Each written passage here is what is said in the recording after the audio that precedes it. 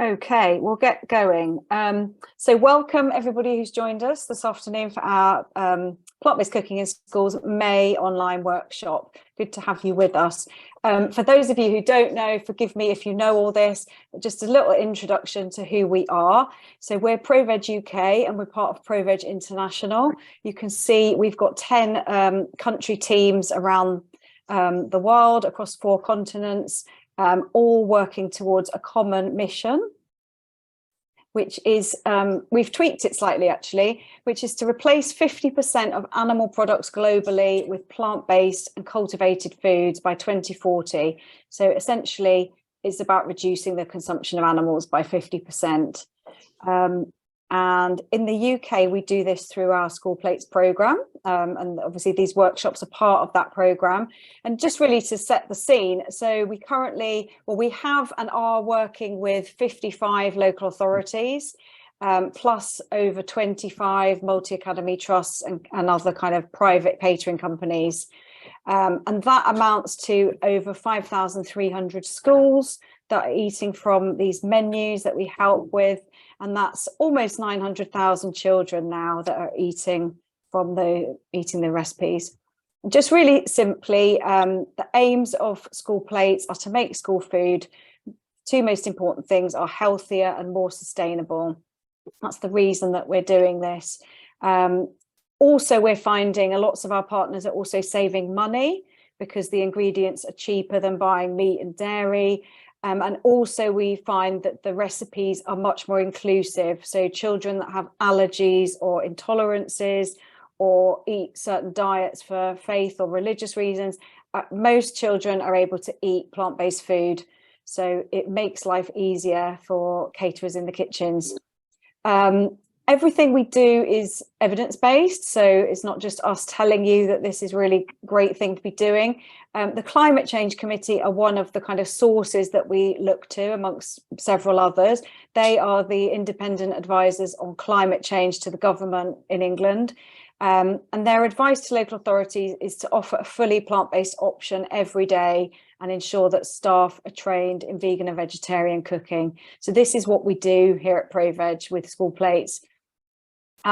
We show this slide a lot, but it's really important just to demonstrate the impact of food on our carbon emissions. So we've taken the most common dishes, meat-based dishes that we see on school menus. We look at hundreds and hundreds of menus, the most common vegetarian and our own plant-based recipes. And we've taken an average of the CO2. So you can see the plant-based is just over a quarter of a typical meat-based dish, and it's about half of a typical vegetarian dish. So the more veggie options you can get on your menu and the more plant-based options you can get on, all really positive and moving in the right direction.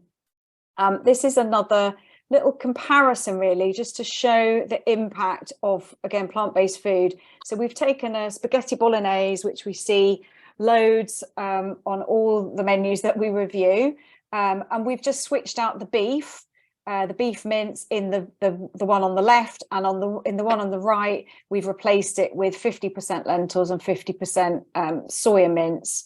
And you can just see the difference between those two. So other than that, identical recipe. So the plant-based version is 27% cheaper.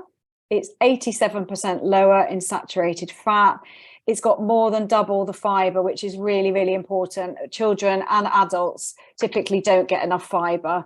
And it emits less than a third of the emissions. And you can also see the protein levels are both very high and almost, again, identical. So you're not missing out on, important nutrients by switching to more plant-based foods.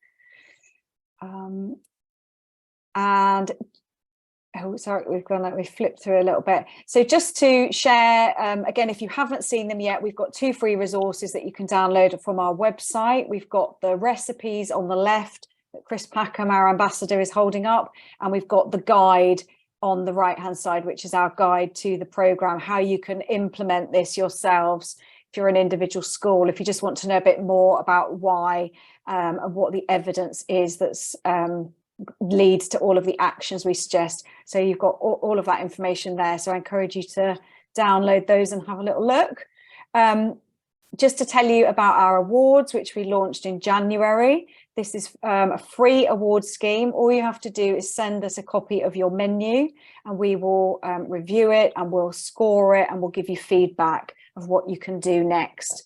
And it's split into 3 categories. So we've got nudging positive behaviours, which is all the kind of little tweaks to the menu around language and positioning, the naming of dishes, having little symbols to show which dishes are veggie and which are plant-based. And then we've got meat reduction. So that's things like, you know, reducing the meat content in some of your dishes and replacing that with some plant protein and vegetables. And then we've also got plant-based promotion, which is hopefully fairly obvious what it says on the tin.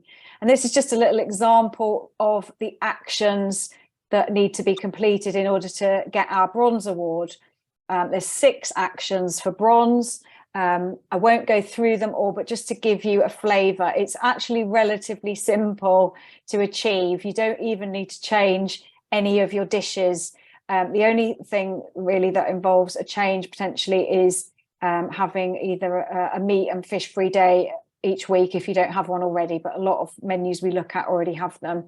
So do have a look. We've got a handbook all about the awards on the website. Download it. You can see in more detail about each of the actions. You can do any of the actions at any point in time. You don't have to do all the bronze first, and that way you can pick whichever things you feel would be easiest for you to do first. Just to flag this BBC Inside Science programme, which if you're interested in vegetarian and plant-based food, there's a 30-minute episode that we were part of all about this subject. So you can hear from children and a head teacher and climate scientists. There's a real nice mixture in there. So I think Kirsty will post that in the chat so you can click on the link if you'd like to have a listen. And just really quickly, we're part of a webinar. Next week is Public Sector Catering Plant-Based Week, if you didn't know that already. And there's a webinar happening a week today at 2 p.m, which is a debate all around transitioning to more sustainable menus, and we'll be part of that. So again, we'll post the link, and if you'd like to sign up to listen or ask any questions, feel free to do so. I'm going to get a move on and hand over to Lisa. We've got 4 new amazing recipes. We've got white bean balls with mash. We've got a roasted lentil loaf with red onion gravy, lemony falafel wraps with tzatziki, and a peach Melba crunch. I will hand over to the chef now. Thank you so much. Lovely to have your company here this afternoon. I hope it's lovely wherever you are. So yes, as Colette said, we've got 4 new recipes for you, and I'm going to show you how to make them. I've done a little bit of prep, as I always do, and you can watch all of our workshops online on our YouTube page. We've got every single one starting from May last year, so a year's worth, and we're always planning, and we love to hear from you. I know I always say it, but you, if you've been before, it's lovely to hear from you and have feedback. And also in the chat today, feel free to make any comments, ask any questions. So I'm going to show you how to make the white beans with we've got potato and carrot mash. And just we're celebrating a little bit the chickpea today, because I love chickpeas. I have them practically every day. They're a brilliant store-cupboard ingredient. They're high in fibre. In fact, let me tell you a little bit about how good they are. They've got protein, so they're like a really high protein bean, and they're high in fibre, folate, iron, they're low in fat. They're also help for better absorption and digestion.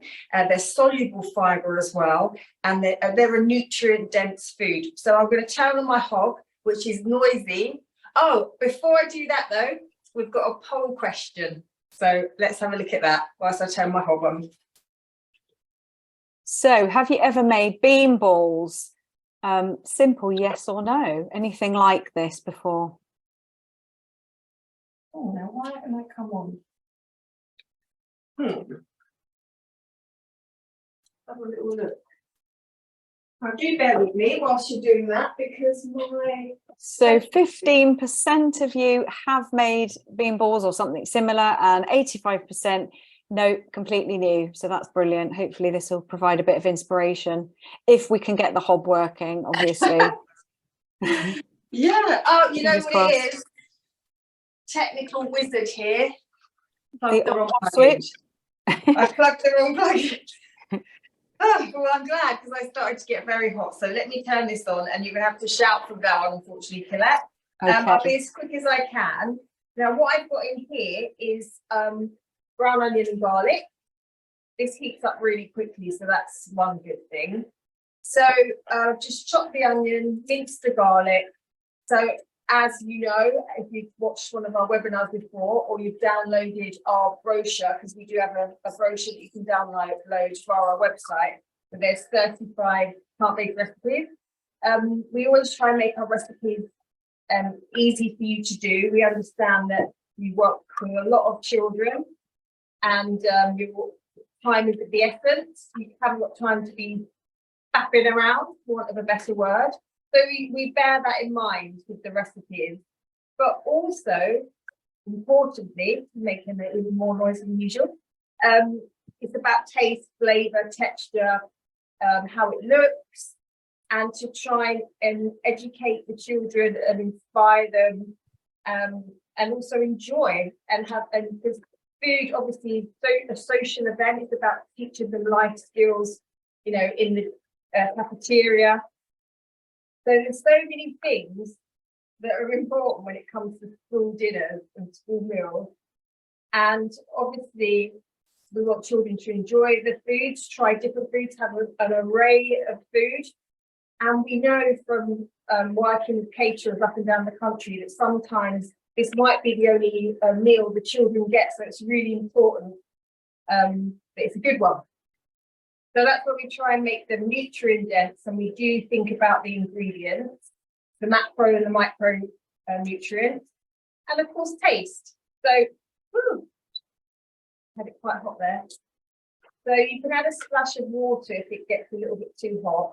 But what I'm actually going to do is add in my chickpeas and my butter beans, and I've left a bit of the water because they're in the can tinned and in water, and that's fine. In the recipe, it says, you know, you'll see when we release it that you want to leave some of the tinned liquid.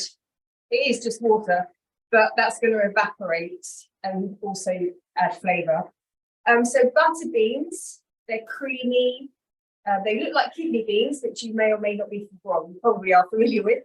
But butter beans, if you're not used to using them or working with them, make really good creamy sauces. Really good for dips as well. You can do a lovely dip with them. Again, high in fibre. Beans are so versatile, cost effective, and delicious. And we do cost all the recipes for you, because obviously cost is a big deal. We understand that. So we try and keep things as cost effective as possible.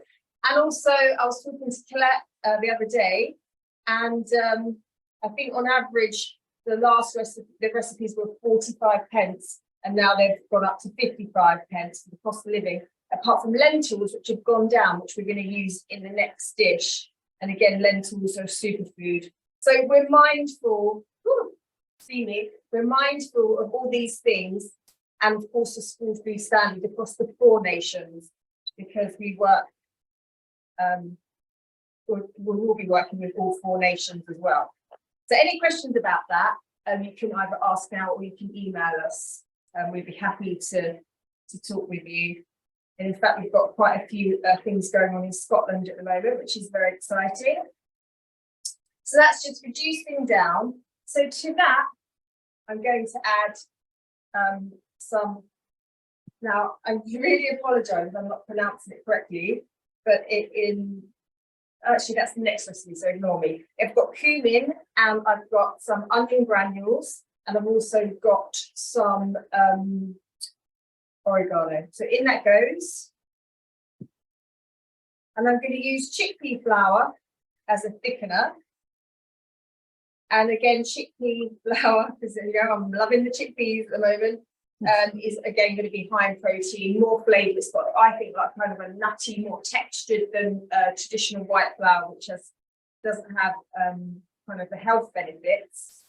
And the children, they're not going to know it. It will actually enhance the flavour, but the children aren't going to know it's chickpea flour particularly. But hopefully they're going to like the taste. And using the 2 types of bean enhances the texture. So just to recap, chickpeas, butter beans, onion, garlic, some spices. And again, spices count towards your, your 5 a day, 7 a day, however many a day, as many as possible really, but just that, your spices count towards that. Okay, we're nearly there. So ideally, I want all the water to evaporate because I'm going to blitz this down to a paste. But let's see how we go. So I'm going to turn that off and move my hob out of the way. So I'm just going to unplug it. So excuse me for 1 second while I do that. And then, so it's good that you're familiar with these kind of balls. I wonder if you serve them in your school already or something similar. It'd be nice to know how they go down, if the children like them, whether they're used to, would they question it if it wasn't a meat ball, if it was like a bean ball. I don't think they would, but you tell me. Okay, so I'm just going to put all of that, all those lovely ingredients into a pot.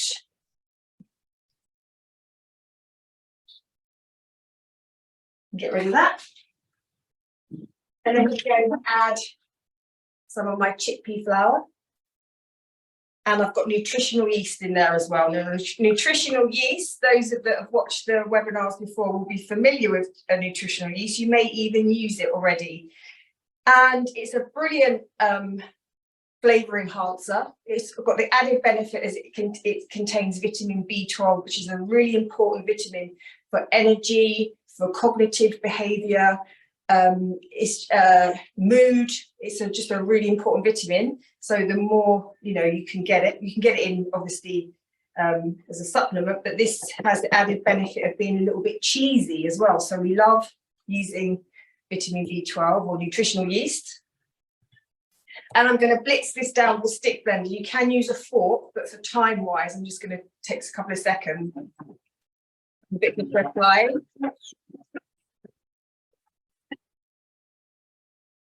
So again, if you use a fork, it can be more textured and chunky. That's fine. And if it's a little bit wet like mine is, all you need to do is add some more of the flour. Literally, it takes no time at all.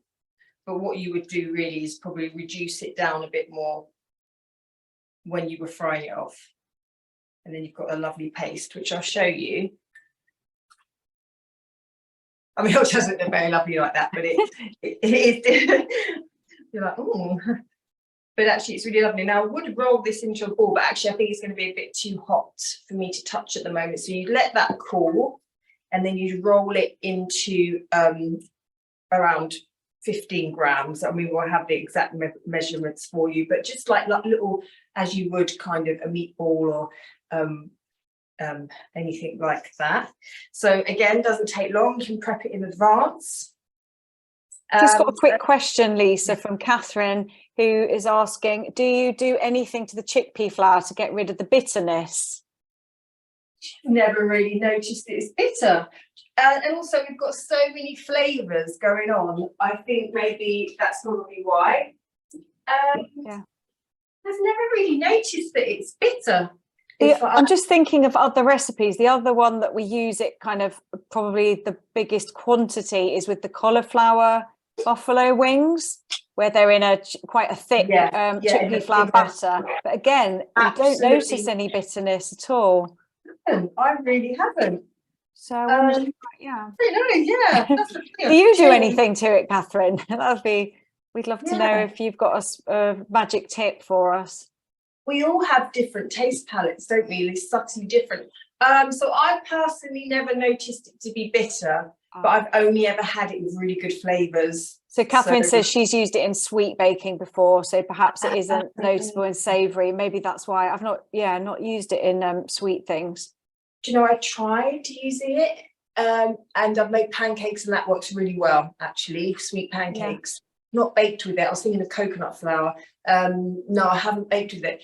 Just to say, these have just been lightly shallow fried off, literally in just a spray, but I normally bake them.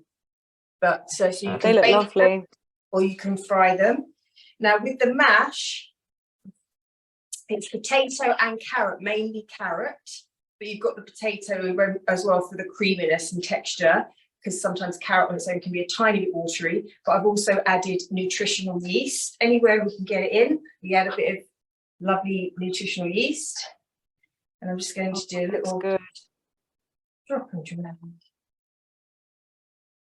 And then to that, you could add some gravy, but I think actually that would be fine on its own, because they're not dry, the balls, and also the mash is quite well, it's not wet, but it's obviously wetter. So I'm just going to add a little bit of seasoning, and honestly these are so delicious and so Moorish that I can't stop eating them. Just going to say, Lisa, Gary just said about the that looks absolutely gorgeous. If you could just send that over, thanks. Gary said he's never noticed the bitterness, and they use it in many of their dishes as it's gluten-free, which obviously, and he says it's good for crisping French toast. Nice little tip. Nice. Yeah. I tell you what else I've done with it, not for school plates, but I've actually done it in coated tofu in it and then fried it off, and it works so well. So that is your white bean and mash. I always think, wow, that was quick, but they are quick. We don't make long, complicated recipes, but we make tasty, healthy recipes. So let's have a poll question, please.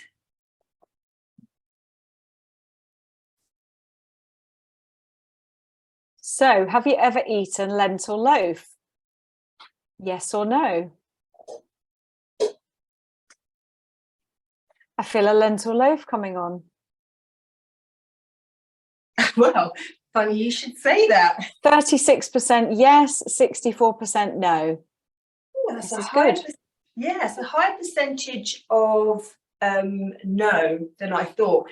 I bet if we asked, have you ever had a nut roast, you'd say yes, but obviously we don't want to work with nuts because of allergens in schools. But if you make this recipe at home, you can feel free to add nuts to it because it would work really, really well. And nut roast and veggie roast in general had a bit of a bad rap. And I don't know why, because if you make them well, they're really good, they're really versatile, and they make a really lovely alternative to a Sunday roast as well, or a Christmas centerpiece, because you can add all, different things. So this is one I made earlier, and I'm going to show you how to make it. Again, it's very simple to make. So we start off, which I've already fried off for you because it takes time to get it right. So it's carrot, onion, garlic, celery, and mushroom, and some spices in there, some herbs, which we'll get to obviously when we release the recipes. So that's just been fried off in a little bit of oil, just roughly chopped, fried off, done. Now to that, we're also going to be using some tinned lentils. Again, tinned lentils are really good for store-covered ingredients. I'm sure you use them already, but they're really good for you. As I said, they've gone down in price. You've got green lentils, red lentils, and they've got different textures. The green lentils I find are more textured, so they work really well in a nut roast. And lentils are good for heart health. It's been said they lower cholesterol, and they're really good for digestive health as well. Can't praise the lentil enough. And I don't know if it's me that thinks they've got a bad reputation. Maybe they haven't, but hopefully they haven't. But honestly, they are so good. In fact, I was watching one of the cooking shows the other day on television at the weekend, and the actual main presenter, one of the chefs, was making something with lentils, and the presenter went, "Oh no, people might be put off because it's got lentils." I was like, why would they be put off? Anyway, I digress. So basically we're going to be combining some fantastic ingredients. So here I've got parsnip, and I've just chopped it and peeled, chopped and boiled. With the skins, what I like to do is parsnip crisps. They're just basically your shards of parsnip skin tiniest bit of oil, or not, you don't even have to, in the oven, and they crisp up, and they're really lovely to like sprinkle on top or crunch on top. But anyway, so this is just boiled parsnip, and parsnip's got a lovely sweetness, so that works really well, but it's also got a stickiness, so it's good for binding. So obviously there's no eggs in our lentil loaf, but we want it to hold, and that's what the parsnip does, as well as adding sweetness. Other ingredients, red kidney beans. So again, they've got a really good, they've got a bit of a binding element, as well as bulking at the dish, as well as tasting nice, and also they've got like a nice colour to them as well. Did I mention there was carrot in there? I can't remember if I did. No, I don't think so. So it's got carrot as well. So onions, carrot, celery, garlic, mushroom, tinned lentils, tinned kidney beans, parsnip, and then something a little bit different is dried apricot. Dried apricot's so good for you, which I'm going to add that in at the end.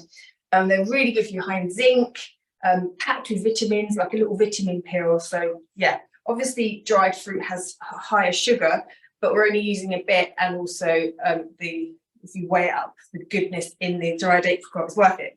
I feel like I'm just talking too much today. No, keep talking. It's good. It's good. We're learning. Haven't come up for air. So I'm going to tip that in, which is what I fried off earlier. And you don't have to fry it off completely cooked, because obviously it is going to go in the oven again. And then the lentils go in. And then my kidney beans. So to that, I'm going to give it a blitz. So I do apologise, because I'm just going to rinse my blade. It won't take 2 seconds. While Lisa's doing that, I just say this recipe is very much inspired by all of the wonderful caterers that we work with, who are always asking us for an alternative to a popular plant-based meat alternative that they use with their roast dinners. So for a bit of variety, we know the roast dinner is king on the school menu. So this is to have something a bit different that you can make yourself, and it just goes really nicely with all the roast potatoes and veggies. So yeah, hope everybody enjoys it. Yes, thank you. I'm going to add in some of the chickpea flour as well, and then give it a blitz. Again, I don't need to blitz it for ages, because texture's good. You can actually use potato masher, so you don't need a blender.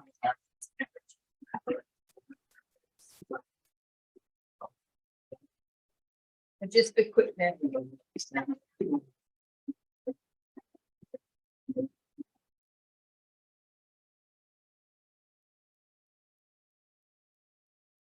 I'm going to leave it chunky,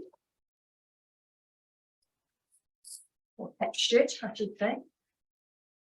And then for that,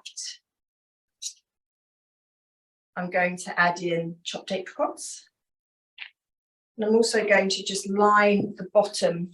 I've only got my small tin, actually. This makes so much. I've forgotten how, and this was half, well, not even half, less than half the recipe, but a little goes a long way. So I'm just going to line the bottom of the tin, so when you tip it out, you've got the nice golden colour, orange colour, which I didn't do on the last one, but never mind.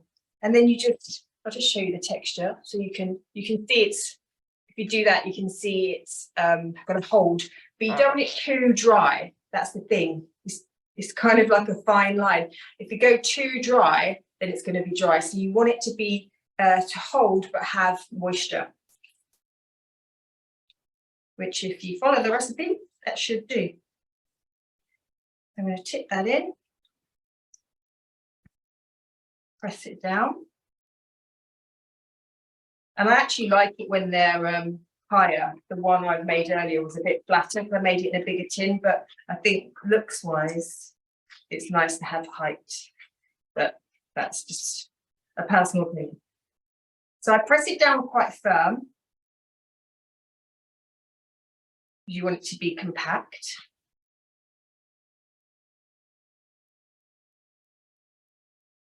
As even as you can get it, because you're going to obviously tip it out. And then that's it, you pop it in the oven.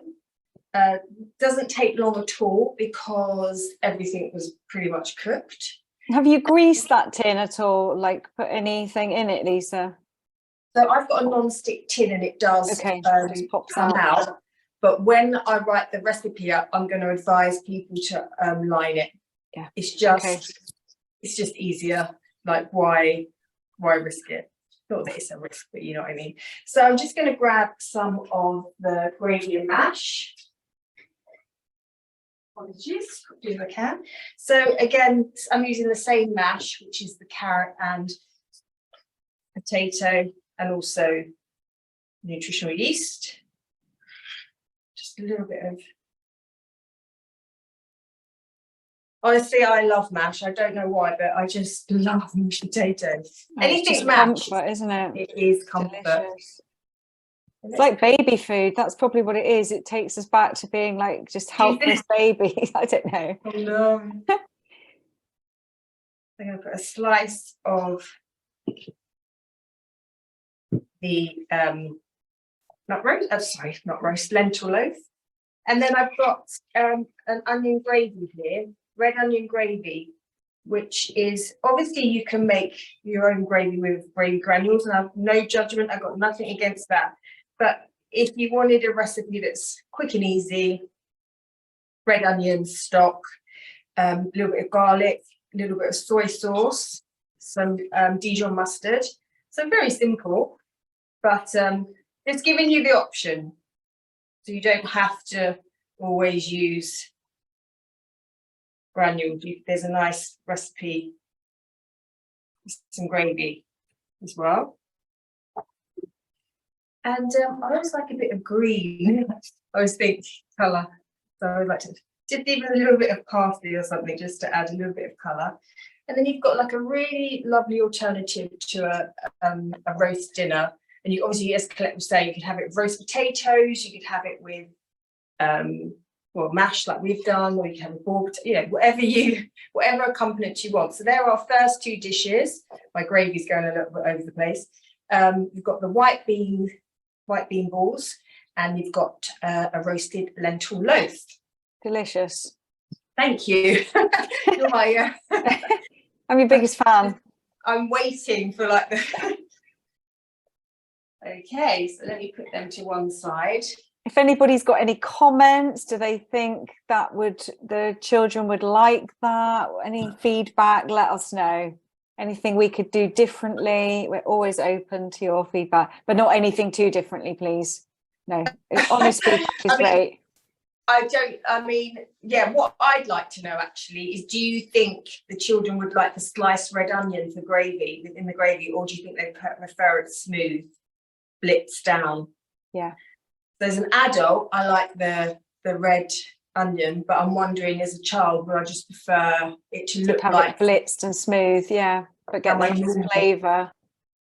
So yeah, let us know what you think, expert caterers. Yes. Recipe number 3. Yes.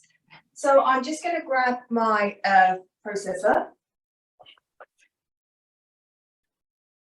And again, it's got my star ingredient, which is chickpeas, and I've got some coriander. Now I've got fresh coriander here, but obviously you can use dried coriander for speed, cost. So I actually have put dried coriander in the recipe, but obviously, you can use. So Gary just said about the onion, Lisa, that in their junior school, their children seem to push the onions to one side when they leave them in, so they blitz them up. And Michael says children tend to like a smooth gravy or sauce, not with bits in. Yeah, there we go. As suspected, but that's good. That's great feedback. It'll be a smooth red onion gravy when it comes out. Yeah. It's exactly right. Thank you. So I'm going to show you how to make some falafel. And I don't fry my falafel, I bake it. And this is the basic falafel, but when we release the recipes, what I'm going to do is I'm going to do a rainbow. So we're going to have beetroot falafel, we're going to have pea falafel, so a nice minted pea falafel, so green base, and then we have a butternut squash, so orange, green, pink, and then a traditional falafel. And it just looks really nice in the wrap. So to this, I'm going to just give it a really quick blitz. Again, you can do this with a fork or a potato masher, but just for time, I'm going to use a blender. And I'm also going to zest in an orange. No, it's not. It's a lemon. Lemony. Am I running ahead? Did we do the poll question for this, for the falafel? Did I even tell you I was making? Do you currently serve falafel? Yes or no?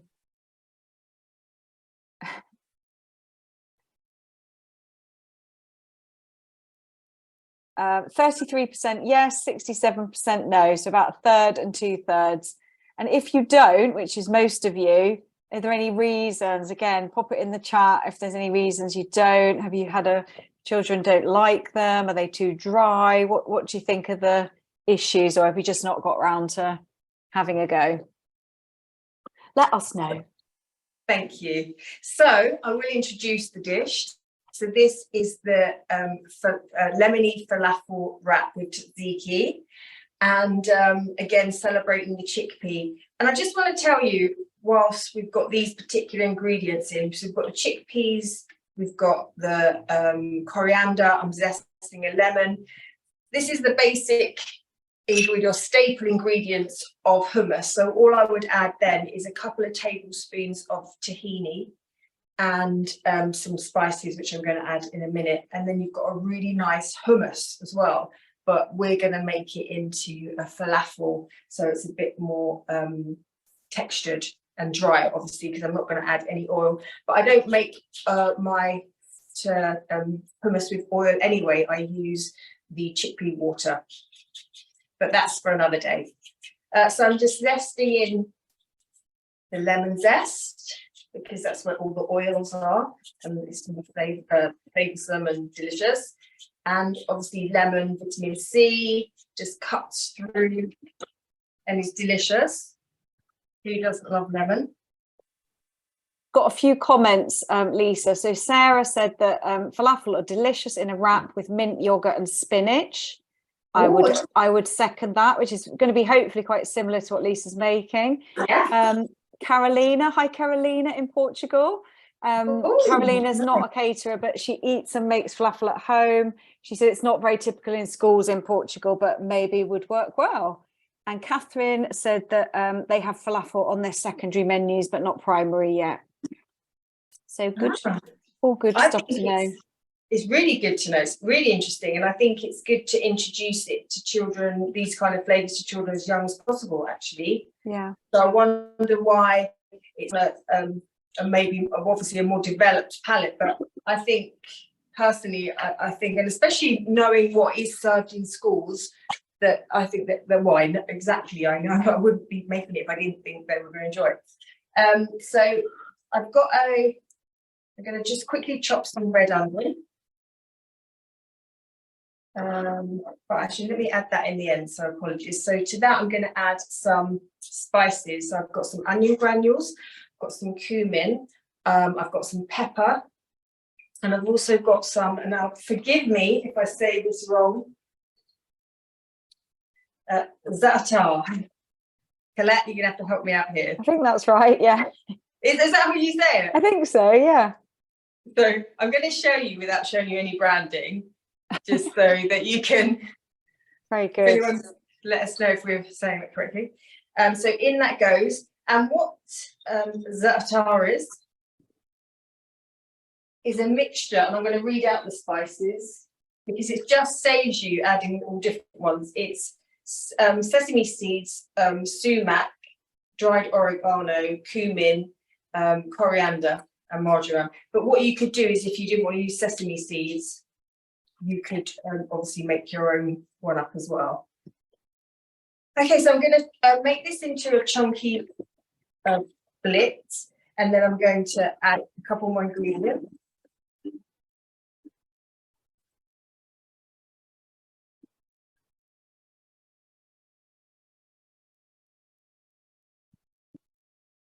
So again, didn't need to add that at all to a food processor, but just the time I did.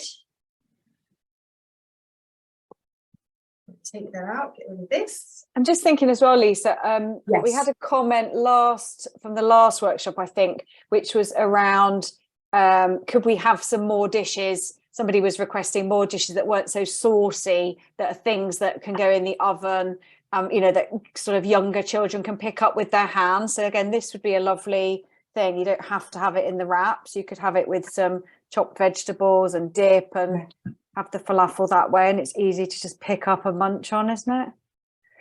Exactly. So it can be a grab and go in the wrap, which is what we're doing, or even sat down. It's not, you don't have to go anywhere. You can just sit and enjoy it. Or you, as you said, you can have it as part of a meal with a nice salad or something. I'm using that knife. So I'm just going to add in some red onion. Red onion, sweeter than the brown onion. Obviously, it's got lovely flavours, nice colour, and it really brings it all together. And nice and simple. In it goes. Give that a little stir around. And also, again, I'm going to add a tiny bit of chickpea flour. And like with the bean balls, I don't want it to be dry as with the lentil loaf. So I'm going to just add not a lot at all, just enough to bind it all together. But I want it to be to have some moisture. Nobody likes a dry falafel. It's not fun. Especially and especially if I'm baking them as well. So and then all you're going to do is literally give them a little squeeze together. Pat them down. This one's just quite a small one, actually. I've been very generous here. And I can feel I will probably add a little bit more chickpea flour to this because they're quite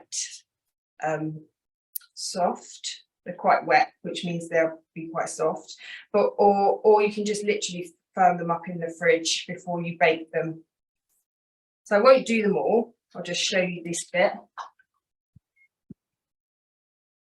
Right.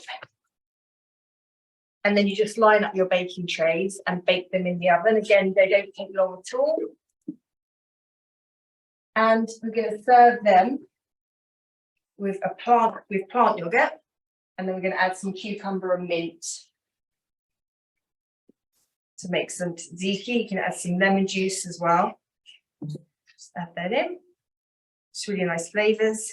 Again, quick and easy, but fresh, and also just gives it that lovely moisture as well. So Catherine's just made a comment, Lisa, that it could be quite labour intensive for large numbers of children. Do you think it could be rolled, chilled and sliced like cookie dough? Do it that way? Absolutely, would that work? The only thing you'd have to do is just definitely make sure it wasn't moist. But you could definitely do that. Like little discs. Yeah, but you could even do it in a tray bake. So you can just flatten it all down. Yeah. And then you want to slice it because it kind of mushes up when you put it in anyway. So in an ideal world, you'd shape it, traditional falafel, but I think it's just such a lovely filling that in a wrap, it really doesn't matter. Yeah, whatever works for the numbers that you've got to cater for. Yeah, because we get that is more rolling is definitely more time consuming, obviously, than not rolling. But yeah, there are ways around it, and we'll have a little check of it. So I'm just going to make a little bit of room. This is all really useful feedback, by the way. So please keep the comments coming because it gives us little things to think about. Yeah, it's true. And some of the recipes are more do take more time than others. But sometimes if you get into a rhythm and you get into a little routine, it kind of, you can make it work, and it takes seconds, and what you get back from it. Yeah, you get fast at doing it. yeah, it doesn't, when you're kind of in the zone, it's you know, no slower than peeling no quicker or slower than peeling potatoes or carrots, and you know, you kind of we have to kind of get our heads around cooking, but I know you are dealing with hundreds and hundreds of children. So just a little time, it's 3:47, but you're fine. Just want to give you a little 13-minute warning. Okay, thank you. So I'm going to put some of the lovely yogurt, and then I'm going to put some of the falafel. Yum. So again, when you do the rainbow falafel, it looks really pretty as well. And then to that, some salad. So I know what you're saying, going back to time, I definitely understand, and we don't want to do recipes that you go, oh no, it's going to take too long, can't be bothered. But again, we just really want you to try new things as well. I wonder what Gary's opinion is, because I know Gary, if it's Gary, yeah, Gary, speak up if you're still here. I hope you are. Yeah, he may have had to rush off. Here he is. He's here. This is some red pickled cabbage, good for your microbiome. And then we're just gonna, you know, wrap it up. I may have overfilled, getting overexcited. Lovely. Give it a little squeeze. And then this would be nice with a nice salad.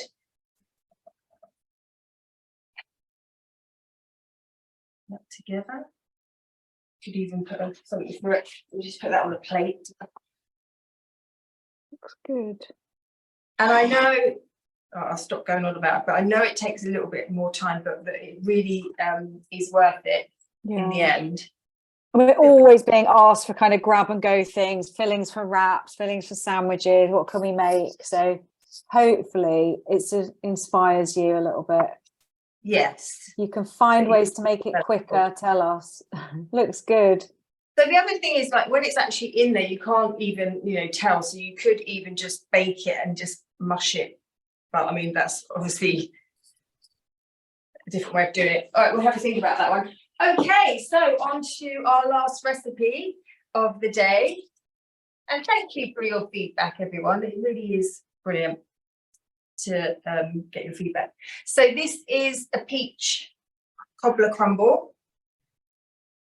And this is super easy to make, like she says. So you can do this in big trays, or you can do it in individual pots. I'm going to do it in an individual pot.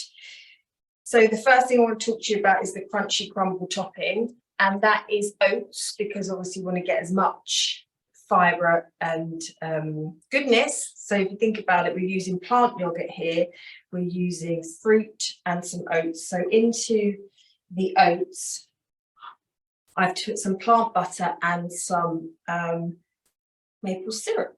Yeah, I had to think there. And that, then I put it in a pan, didn't even roast it. Just put it in a pan, let it the butter melt. There was only a little bit of butter, but I can tell you now, it is really moreish. It's like sweet granola, and there's no sugar added to it apart from the little bit of syrup. And yeah, really, really good. And I made that yesterday. Also got some fresh raspberries, but you can use frozen as well. And to that, I'm going to add some vanilla. And I'm just going to press them down. So you can use if you're using frozen, obviously you won't be able to do this from frozen, but when they thaw, frozen raspberries always have a little bit of liquid, so you might not even need to add vanilla. And then I've got tinned peaches, so you can use fresh, but tinned absolutely fine. And I'm going to use some of my plant yogurt, which I just realized I used for my my sauce. So I'm just going to add a little bit here, squeeze my batch. Before I do this, should we do the poll question? Let's do it. So, would the children like peach pudding? So yes, I think so, not sure, or no.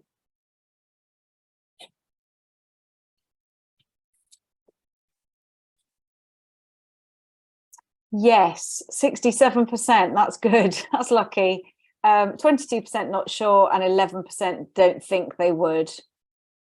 Again, if you were part of the 11%, let us know why you think they wouldn't like it, because it's all good, interesting knowledge for us. So to the plant yogurt, I'm just going to add a little bit more vanilla and stir that round. So it just gives it that Chantilly-esque vibe.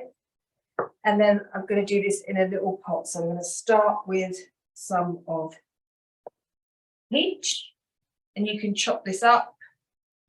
If you don't want peach, if you think they would like peaches, you could actually use a different tinned fruit, maybe rhubarb. That might work, but it definitely would work, but a little bit different. If you do strawberries or sliced apples would be quite nice. To that, I'm going to add some of the vanilla yogurt. Be quite generous.